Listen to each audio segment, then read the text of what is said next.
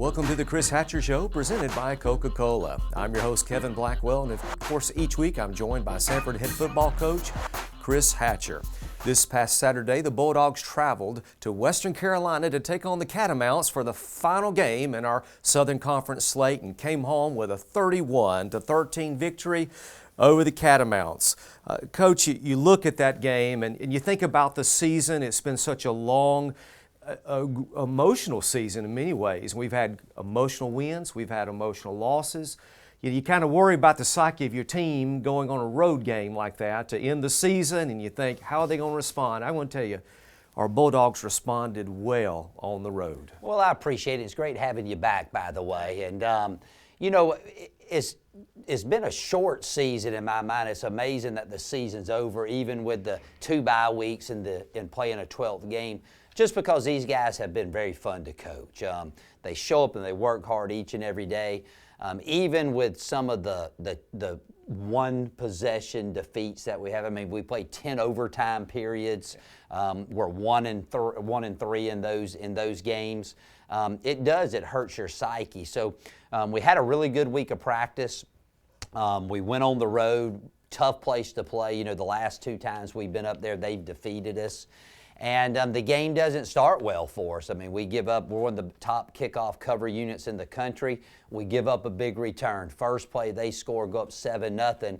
And then from that point forward, you know, our guys really took over the ball game. So considering all that's happened up to this point and the way that game started in a place that's been difficult for us to compete in, for us to come out with an 18-point victory was very gratifying, and I was really proud of the way our team fought for the full 60 minutes. Certainly. Let's talk about the game. You know, you had mentioned the game really couldn't have gotten off to any worse start for us if you think about it.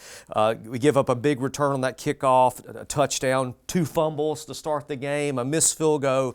Before you know it, we're down 10-0. But the turning point in the game, Montreal Washington's 59-yard punt return for a touchdown. It just seemed at that point the game began to pivot in the right direction. Well, it did, and I was trying to forget the missed field goal and the 2 turnovers there, Kev. I appreciate you bringing that up. But, yeah, it started worse than I even thought it did. So, but we get the big play with Montreal, and the guys did an awesome job. They actually showed a little shift that we've worked since spring practice that you know we adjusted well.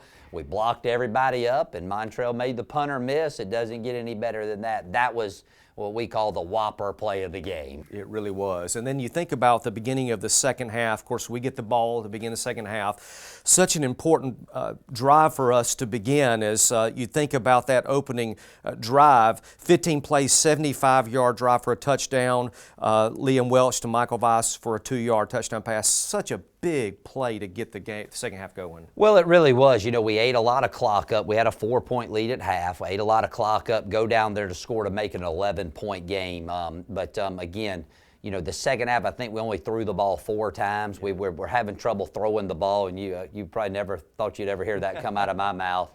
But our big offensive line and our tight ends did a great job of blocking. Our running backs ran good. Our receivers were very unselfish. They understood what we had to do to win. They blocked well on the perimeter. But that was a huge drive to start the second half. We held Western Carolina to 70 yards rushing, 251 total yards for the game. And as we think about Tyree Adams, we held him in check, 48 yards rushing, only 13 pass completions. Ormond Lloyd, Jalil LeGuins both recovered fumbles. Nick Barton, 8 tackles. And we did all that without our leading tackler, J Stanton. Yeah, well, John was out due to a concussion he suffered against Chattanooga. But, yeah, defensively, we played outstanding. You know, they were in bad field position early in the game and gave up a touchdown. And then, you know, gave up a couple field goals there. But the second half, we shut them down. But the turning point to me for those guys where we really knew we had the game in check is after we went on the long drive, they go down, have a chance to cut the lead, and we force a fumble. And then, you know, later in the game, we had a big 4th down stop. So I was really proud of their efforts. That was as good a defensive performance we've had all season long. No doubt. Liam, I thought, came in and played well for us. He throws for a touchdown. He adds another touchdown with his feet.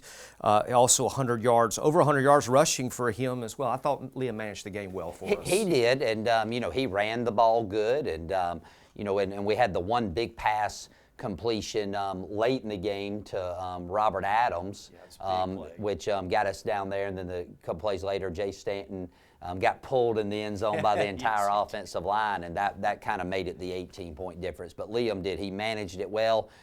He was efficient when we did ask him to throw it, and he ran the ball exceptionally well. Yeah, and speaking of J Stanton, I do want to just mention that he added 80 yards and a touchdown. Give credit to the offensive line. They really played well and really owned the line of scrimmage. They did. You know, one thing that makes a coach get excited is at the end of the game, we're up 18. There's 12 minutes to go in the game, and our defense holds on a 4th down when Western Carolina was back in the red zone area. The offense takes over with 8 minutes and 48 seconds. And Western Carolina got the ball back with 51 seconds left on the clock. And that was pretty impressive by both sides of the ball. Without a doubt. Well, let's go ahead and look toward this next Saturday. This is big for the guys, and we see these games each year, and it's a real treat for the guys to be able to play in the SEC Stadium as we take on Auburn at Jordan-Hare Stadium with the 11 a.m. kickoff, televised on the SEC Network. Well, it's always exciting to be able to play in these venues, and especially do it just right down the road. So our guys, they're fired up. This will be the last time that we suit up as a football team together this season, and we got 24 seniors that'll be leaving, so it'll be their last time to play. But the theme going into a game like this is, we just got to play the very best that we can play. And this will be my 20th year as a head coach, 25 overall. I've played against Georgia when they were 1 in the country, played against Tennessee the year they won the national championship, played against some great Florida teams when I was at Kentucky.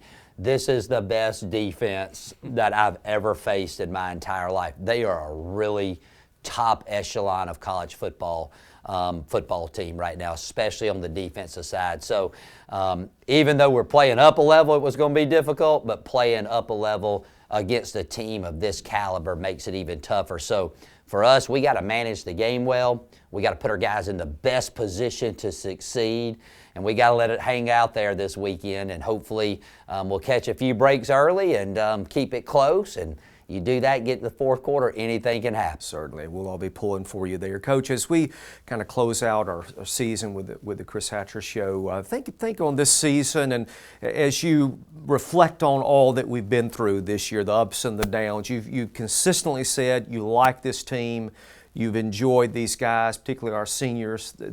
What will you take away from this season?